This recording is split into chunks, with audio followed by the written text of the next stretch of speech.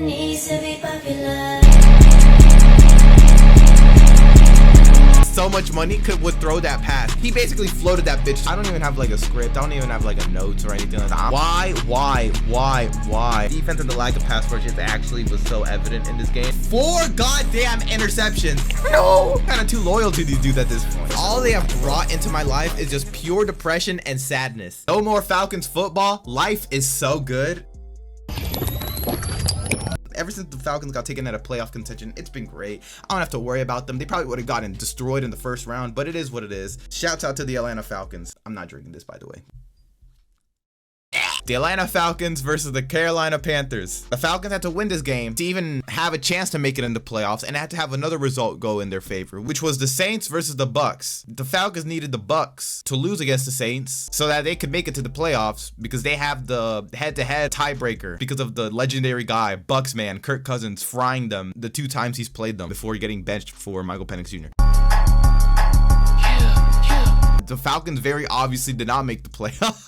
The Falcons were first team in NFL history with a 300-yard passer, a 175-yard receiver, and a 150-yard rusher in the same game, each under the age of 25. With those kind of stats, you would think the Falcons won this game. They didn't win this game. You swear to God, put that on Mother say, put that on Allah. And I knew it. I knew that was gonna happen. I expect the Falcons to lose against the Panthers, straight up. Even if the Bucks lost that game, the Falcons would have blown it. They would have blown the opportunity like they always do. If there's some good that came out of the game, it's that Michael Penix, his arm, his accuracy is pretty good when it's on point. He missed like a couple throws near the beginning, like in the first half. As the game progressed, there weren't like any accuracy issues. He was throwing out bombs. Like in the first quarter, he had a throw to Hodge. There was this Carolina Panthers coach on the sideline, like lifting his hands up, thinking that shit was gonna go towards him. Yeah, bitch, put your arms fucking down. You thought my goat was not gonna accurately throw that ball? Fuck you.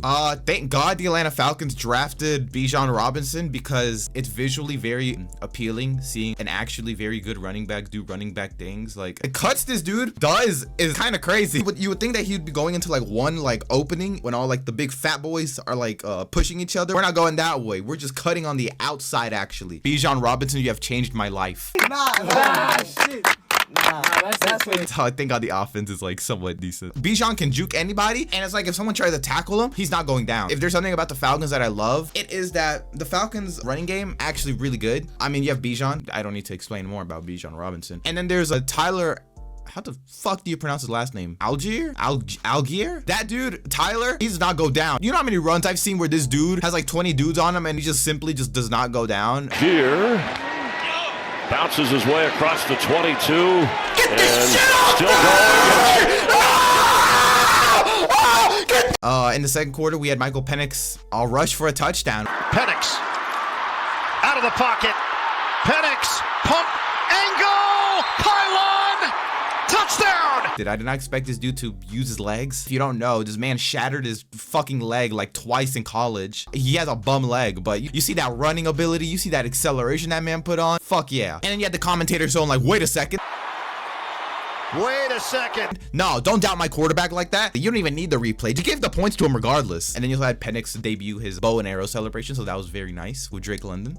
The others saying no touchdown. Falcons are celebrating. Penix is finally getting into the groove of things. Penix whips it downfield, complete. So just throwing like very nice deep balls and everything like that, because in what was it, the Commanders game, he was missing a bit of like very easy and open passes. That's expected. Threw him in like a really bad situation. It is what it is. In the second quarter, near the end of the half, 17-17, the Falcons trying to get a couple more points on the board. Penix, very nice throw to Ray McCloud. The pocket, it's a deep shot downfield. Hold in by McCloud. After that, Raheem Morris, thankfully he's actually learning as a head coach, learning some of the simple basics of being a head coach, is running down the sideline trying to get a timeout.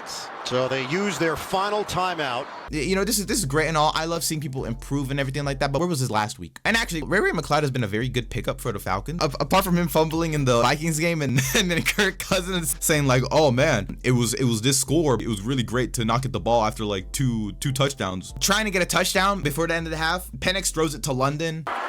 Penix, he's gonna try it. London! And it's an incomplete, unfortunately. So you know what the Falcons do? The Falcons actually grow some balls for once and just run the same fucking play. That one, Gene. So close, but not there. 8 seconds. Try it again. London! My glorious wide receiver, Drake London, gets the football, catches the football. Tell him who you are, Drake. Tell him who you are, Drake. So then the half ends 24 Falcons and 17 Carolina Panthers. And then the third quarter, he had an interception that Penix throws, intercepted by Michael Jackson. Every interception that Penix has thrown has actually not been his fault, honestly. Yet Pitts like fumbled the ball away to the Giants at the goal line in the Commanders game where Penix threw it, and it was just really bad miscommunication, but someone fucked up. It was just a complete dart to the other team. And then in this one, Ray McCloud just didn't expect the ball to be thrown low. Like, he just loses balance, throws the ball into the air, and then Michael Jackson, he heaves his way and runs it to the other side for a little bit. With the Panthers getting the ball, you had Bryce Young continuing to grow and elevate his play in Carolina. You got a hater in me, bitch. I'm not even joking. I swear to God, next season when I make these Falcons videos, Bryce Young, you will have your own dedicated slot in those videos. Don't you ever throw a touchdown and turn your ass around like that ever again, bitch. You want to start balling? You want to start doing outlandish shit when we're fighting for our fucking season here? All right, at least the NFC South has like fun quarterbacks to watch. At one point, the NFC South had Matt Ryan, Cam Newton, Jameis Winston, and Drew Brees all at the same time at one point, which is really fun. All the NFC South games were very entertaining. Now the NFC South has Bryce Young, Michael Penix Jr., Baker Mayfield, and Spencer Rattler. Spencer Rattler is absolute dog shit. And then Riley Patterson in the third quarter to give the Falcons a 3-point lead with a 52-yard field goal this time. Riley Patterson, you missed a 56-yarder last time, and you destroyed my hopes and dreams because I thought you really got that in, genuinely, honestly, but you somehow came up short. Riley Patterson, are you a man or are you a mouse? Well, I bet you got this. That would match his long for the season. And it's not close.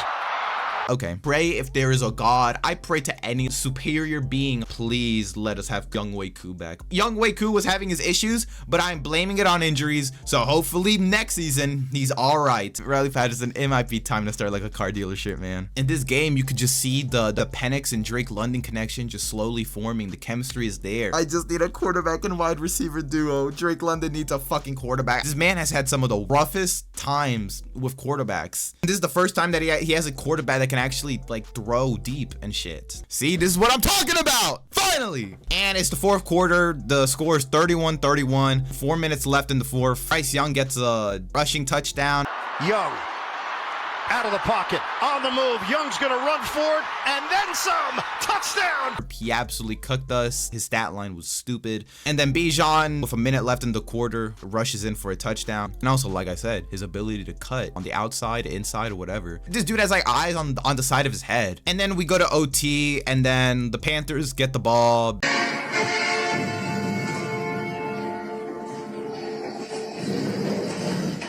Young.